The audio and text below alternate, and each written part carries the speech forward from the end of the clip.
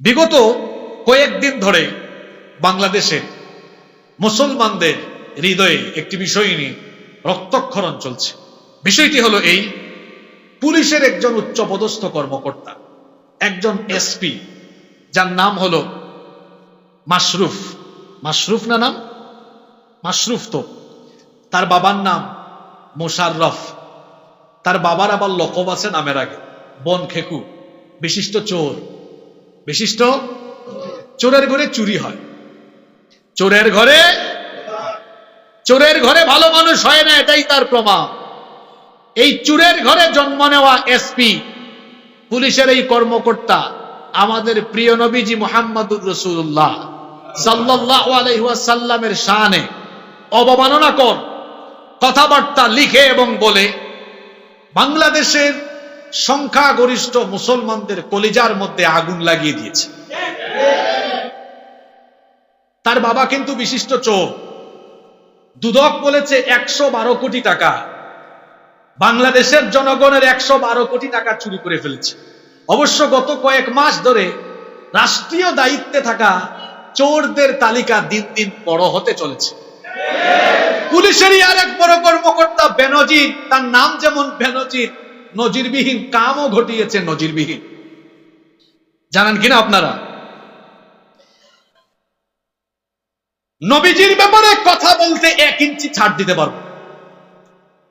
সরকারে আছেন আওয়ামী লীগ, আমি আওয়ামী লীগ সরকারকে বলবো, বঙ্গবন্ধুকে নিয়ে কটূক্তি করলে যদি পুলিশে, র্যাবে, প্রশাসনে কিংবা রাষ্ট্রীয় দায়িত্বে কেউ থাকে, তাকে কি আপনারা 1 ঘন্টা দায়িত্বে রাখবেন? তাহলে আপনাদের কাছে প্রশ্ন হলো, বঙ্গবন্ধুর সম্মান ইজ্জত বেশি না নবীর ইজ্জত সম্মান বেশি?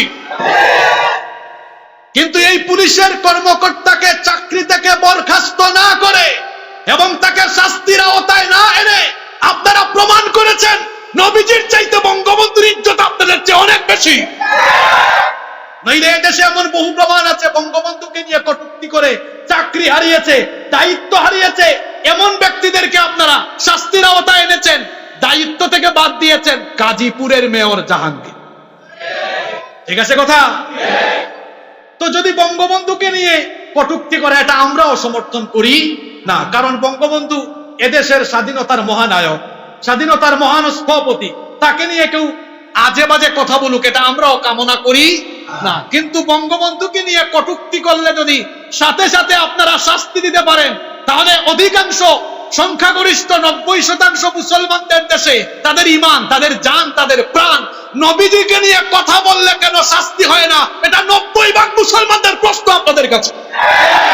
এই প্রশ্নের উত্তর আপনারা দিতে পারবেন? তারপরে নরেন্দ্র মোদী ভারতের প্রধানমন্ত্রী যখন বাংলাদেশে আসে, তখন বাংলাদেশের আলেম ওলামারা কোন একটা বিষয় নিয়ে আন্দোলন করছিলেন। নরেন্দ্র মোদীর সম্মানে হাজার হাজার আলেম আপনারা গ্রেফতার করেছেন। নরেন্দ্র মোদীর সম্মানে যদি হাজার হাজার আলেম গ্রেফতার করে আপনারা জেলখানায় রাখতে পারেন, তাহলে মহানবীর ইজ্জতের উপর কথা বলে সেই লোকটা এখনো তার চাকরিতে বহাল থাকে কিভাবে? সেই প্রশ্ন আপনাদের কাছে আমরা করছি। নবীর ইজ্জতের ব্যাপারে কথা বলতে উচ্চপদস্থ কোন কর্মকর্তা কিংবা সরকারকেও আমরা ছাড় দিতে পারবো, কারণ নবীজি হচ্ছেন আমাদের ঈমান, নবীজি হচ্ছেন আমাদের। আল্লাহ নবী কি বলেছেন? লা ইউমিনু আহাদুকুম হাত্তা আকুনা আহাব্বা ইলাইহি মিন ওয়ালিদিহি ওয়া ওয়ালাদিহি ওয়ান নাসি আজমাইন। তোমাদের কেউ ততক্ষণ পর্যন্ত মুমিন হতে পারবে না যতক্ষণ না তার পিতামাতা, সন্তান সন্ততি, দুনিয়ার সবকিছুর চাইতে আমি তার কাছে প্রিয় না হব। আমরা যারা সত্যিকার অর্থে ঈমানদার, আমাদের কাছে সবচেয়ে প্রিয় হচ্ছেন মুহাম্মদ সাল্লাল্লাহু আলাইহি ওয়াসাল্লাম। আমরা উনার জন্য স্ত্রী ত্যাগ করতে পারি। এর নজির দেখতে চান?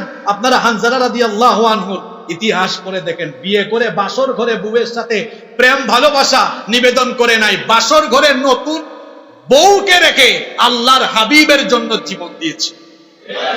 আমরা সেই হানজালার উত্তরসূরি, আমরাও নবীর প্রেমে, নবীজিকে ভালোবাসে, নবীর ইজ্জত সম্মানের জন্য আমরা ওই স্ত্রীকে কুরবানি করতে পারি। আমরা নবীর ইজ্জতের জন্য, সম্মানের জন্য আমাদের ছেলে মেয়ে, আমাদের বাপ মা, এমনকি আমরা তামাম দুনিয়ার সবকিছুকে বিসর্জন দিতে পারি। সুতরাং নবীজির ইজ্জতের উপরে হামলা করে এই লোকটা এখনো তার স্বপদে বহাল আছে কিভাবে? এটা আমরা আপনাদের কাছে প্রশ্ন করছি। বিএনপির ভাইদেরকে বলবো, আপনাদের জিয়াউর রহমান সাহেবকে নিয়ে কথা বললে আপনাদের কষ্ট লাগবে। আওয়ামী লীগের ভাইদেরকে বলবো, বঙ্গবন্ধু শেখ মুজিবুর রহমান সাহেবকে নিয়ে কথা বললে আপনাদের কষ্ট লাগবে। জাতীয় পার্টির ভাইদেরকে বলবো, মরহুম এরশাদ সাহেবকে নিয়ে কথা বললে আপনাদের খারাপ লাগবে। কিন্তু আপনাদের ঈমান মুহাম্মদুর রাসূলুল্লাহ সাল্লাল্লাহু আলাইহি ওয়াসাল্লামকে নিয়ে কথা বললে আপনাদের কি খারাপ লাগার কথা না? আরে বঙ্গবন্ধু শেখ মুজিবুর রহমান সাহেব, জিয়াউর রহমান সাহেব, এরশাদ সাহেব কেউ তো আমাদের ঈমান না। কেউ আমাদের ঈমান? হয়তো রাজনৈতিক ভাবে তারা আপনাদের নেতা, কিন্তু তারা কি আপনাদের ঈমান? কথা বলেন, তারা কি আপনাদের ঈমান? ঈমান হচ্ছেন মুহাম্মদুর রাসূলুল্লাহ সাল্লাল্লাহু আলাইহি ওয়াসাল্লাম। সুতরাং নবীজির ব্যাপারে কটূক্তিকারী সে যেই হোক, যে দলের হোক, যে মতের হোক, কাউকে আমরা এই দেশে ছাড় দিব না। তাদেরকে ছাড় দেওয়া হবে তো। এই চোরের ছেলে, চোরের পুলা 112 কোটি টাকা তার বাপ চুরি করেছে। এই চোরের ছেলে তার বাপের চুরি করা টাকা পয়সা দিয়ে দেশে বিদেশে পড়াশোনা করছে। তো চোরের ঘরে তো আমি আগেই বলেছি, চোরের ঘরে আসলে ভালো মানুষ পয়দা হওয়ার কথা না। এবং এ ধরনের চুরি কর্মকাণ্ড, দুর্নীতি কর্মকাণ্ড আপনারা দেখছেন আরো। এই যে পিএসসি কর্মকাণ্ড আপনারা দেখেছেন, বিসিএস এর প্রশ্ন ফাঁস। এক সরকারি কর্মকর্তা ড্রাইভার, কোটি কোটি টাকার মালিক, চেয়ারম্যান পদপ্রার্থী সৈয়দ আবেদ আলী। জানেন তো আপনারা কাহিনী? জানেন কিনা? চিন্তা করেছেন বিসিএস এর মতো সেনসিটিভ একটা সেক্টর, এখানে যদি প্রশ্ন ফাঁস হয়ে যায় তাহলে যোগ্য মানুষের পরিবর্তে অযোগ্য মানুষ চলে আসবে। আর অযোগ্য মানুষ চলে আসলে পরেই একটি রাষ্ট্রের রাষ্ট্রীয় ব্যবস্থাপনা হুমকির মুখে আর দুর্নীতির মুখে পড়ে যায়। আজকে তাই হচ্ছে। আমার তো মনে হয় আবেদ আলীর, সৈয়দ আবেদ আলী, যদিও তার নাম বিভিন্ন পত্রিকা রিপোর্ট করেছে তার নাম আবেদ আলী, সৈয়দ লাগিয়েছে পড়ে। আমাদের দেশে অনেকে টাকা হওয়ার পরে নামের শেষে খান আর চৌধুরী বা নামের আগে সৈয়দ লাগায়, এরকম আছে না নাই? এবং টাকা হওয়ার পরে শুধু তাই না, টুপি পাঞ্জাবি, টুপি পাঞ্জাবি এবং দাড়ি টাড়িও রেখেছে। আমরা অনেক সময় বিভিন্ন কর্মকাণ্ডের কারণে লিবাসকে দায়ী করি। আসলে ধার্মিক ব্যক্তিরা কখনো খারাপ কাজ করে না, বরং খারাপ লোকেরাই ধার্মিক সেজে খারাপ কাজ করে। আবেদ আলীর কর্মকাণ্ড জানেন, এবং তার আবেদ আলীর যে গ্রুপ আছে, এদের গ্রুপের কর্মকাণ্ড আপনারা জানেন, এরা যে কি করেছে। এবং আপনারা একটা বিষয় ভেবে দেখেন, এদের কারণে যারা প্রশ্নপত্র পেয়ে বিসিএস এ উত্তীর্ণ হয়ে বিভিন্ন সেক্টরে ঢুকে গিয়েছে, আপনারা বলেন তো এরা যোগ্য না অযোগ্য? এরা যোগ্য না অযোগ্য? এদের কারণে তো অনেকে হয়তো পুলিশের সেক্টরে ঢুকেছে, অনেকে সচিবালয়ে ঢুকেছে, অনেকে বিভিন্ন সেক্টরে ঢুকে গিয়েছে। আর সত্যিকারের মেধাবী যারা, এদের কারণে এরা আর সুযোগটা পায় নাই। তাহলে এটা ইনসাফ না বেইনসাফ? ইনসাফ না বেইনসাফ? এইসব বেইনসাফির কারণে বিভিন্ন গুরুত্বপূর্ণ সেক্টরে অযোগ্য লোকেরা এভাবে ঢুকে যাওয়ার কারণে সেই অযোগ্য লোকেরা দেশের জনগণের সম্পদকে লুটে পুটে খেয়ে দেশে বিদেশে তারা সম্পদের পাহাড় করছে। এজন্য তো অবাক হয়ে যায়, পুলিশের এসপি কিভাবে 7 বছর 8 বছর চাকরি করে, কিভাবে 9 তলা 10 তলা বাড়ি করে, তার বাপের টাকা, এগুলো জনগণের টাকা চুরি করেছে। কি করে 5-7 বছরের চাকরির পয়সা দিয়ে এত কিছু হয়ে যায়? আশেপাশে চোখ খোলালে এগুলো, ঠিক কিনা বলেন? অযোগ্য লোকেরা এভাবেই টাকার বিনিময়ে প্রশ্ন পেয়ে কিংবা ঘুষ দিয়ে যখন চাকরিতে ঢুকে, ঘুষের টাকা আর প্রশ্ন ফাঁসে টাকা বের হয়েছে, এটা উঠাইতে হবে না? উঠানোর জন্যই তারা জুলুম আরম্ভ।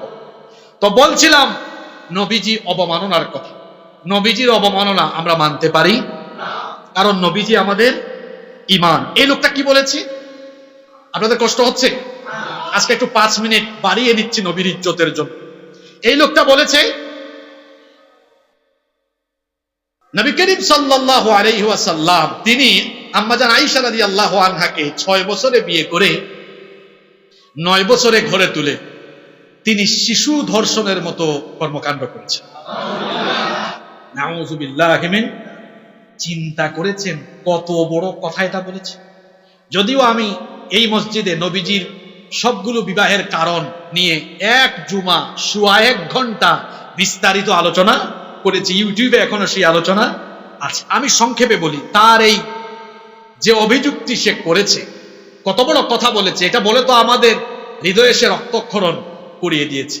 আবার অনেক নবী বিদ্বেষীরা মাঝে মাঝে তারা বলে যে ইসলামের নবী মুহাম্মদ, আমরা বলি সাল্লাল্লাহু আলাইহি ওয়াসাল্লাম, অত্যন্ত নারী লোভী ছিলেন বলে তিনি অনেকগুলো বিয়ে করেছেন। নাউযুবিল্লাহ। 25 বছরের আগ পর্যন্ত মক্কার কোন একটা কাফের নবীজির চরিত্রের ব্যাপারে বাজে কথা বলতে পেরেছে? নারী ঘটিত কোনো বিষয় বলতে পেরেছে এমন প্রমাণ ইতিহাসে আছে? নাই। 25 বছরে একজন মানুষ ভরা যৌবনে যখন থাকে, তখন প্রত্যেকটা যুবকেরই কুমারী নারীর প্রতি আকর্ষণ থাকে, থাকে কি থাকে না? তখন তিনি বিয়ে করলেন, তার চাইতে বয়সে আরো 15 বছরের বড়। তিনি তখন বিধবা ছিলেন।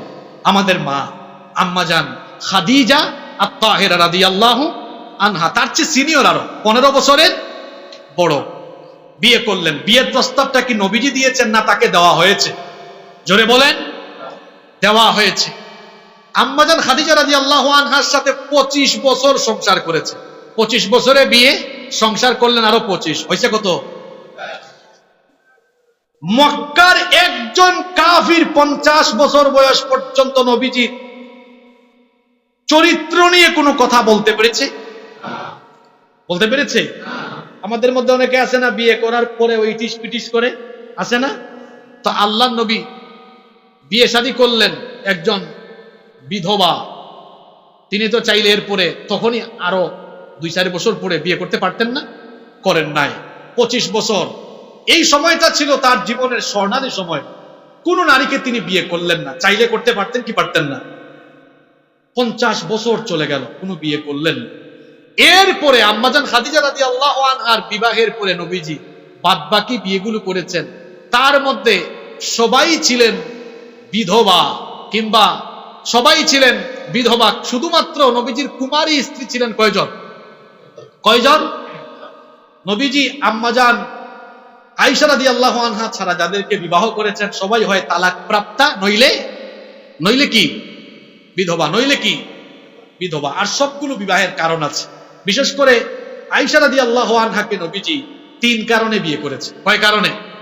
1 নাম্বার, নবীজির বন্ধু ছিলেন আবু বকর রাদিয়াল্লাহু আনহু, তার সাথে বন্ধুত্বের সম্পর্ককে আত্মীয়তার সম্পর্কে রূপদানের জন্য এই বিবাহ তিনি করেছেন। 2 নাম্বার, নবীজি উম্মতের জন্য এই বিয়েটা করেছে। কার জন্য? আয়েশা রাদিয়াল্লাহু আনহাকে বিয়ে করা এটা ছিল উম্মতের জন্য সবচেয়ে বড় রহমত।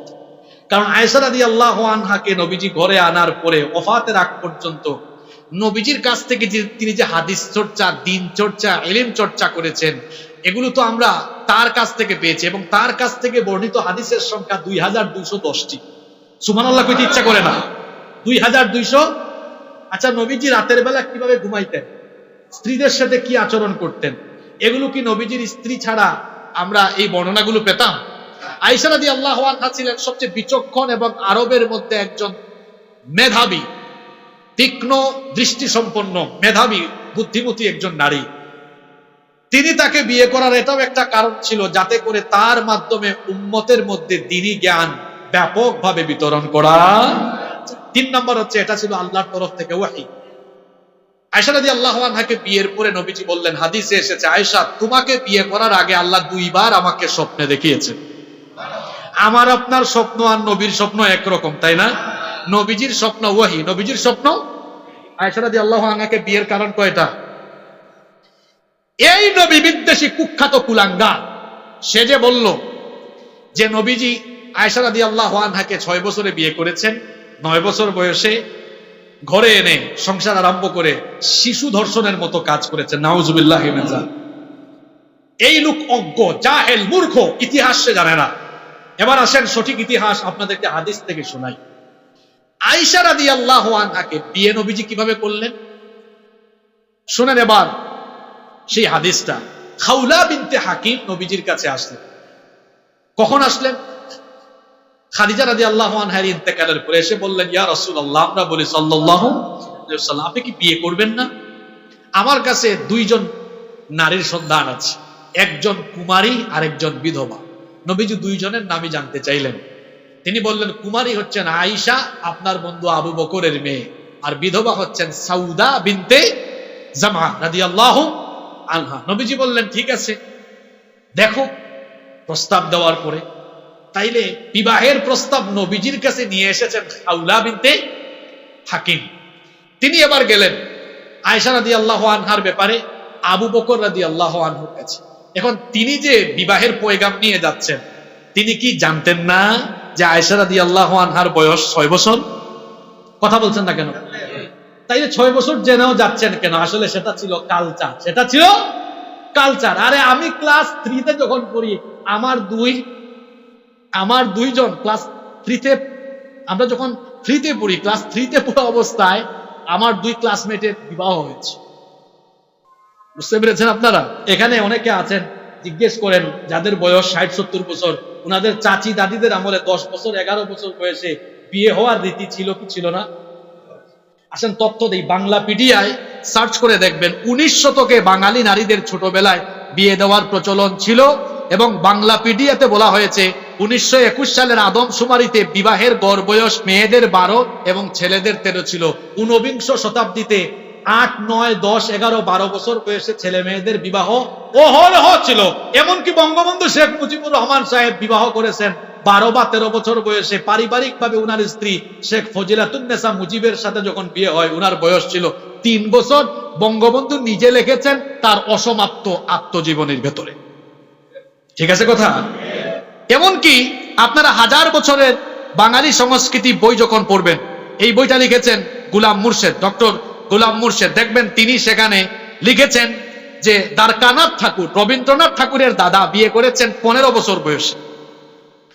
এমনকি তার পুত্র দেবেন্দ্রনাথ বিয়ে করেছেন 17 বছর বয়সে, পাত্রীর বয়স ছিল 11 বছর। শুধু তাই নয়, ডক্টর মুর্শিদ আরো লিখেছেন বঙ্কিমচন্দ্র যাকে বিয়ে করেছেন তার বয়স ছিল 5 বছর।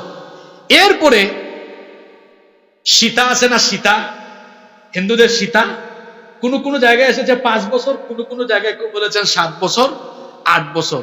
এমনকি ওই যে হুমায়ুন আহমেদ, তার মেয়ের বান্ধবীর সমবয়সী একজন শাওনকে বিয়ে করেছে। মনে আছে তো আপনাদের?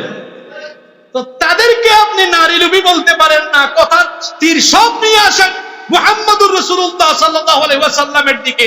আপনাদের কথাবার্তা, আচার আচরণেই বোঝা যায় অন্তরে আপনারা নবী বিদ্বেষ লালন করেন, ঠিক কি না? আর 6 বছর 7 বছরে বিয়ে হওয়া, সেটা ওই সময় আরবের কালচার ছিল।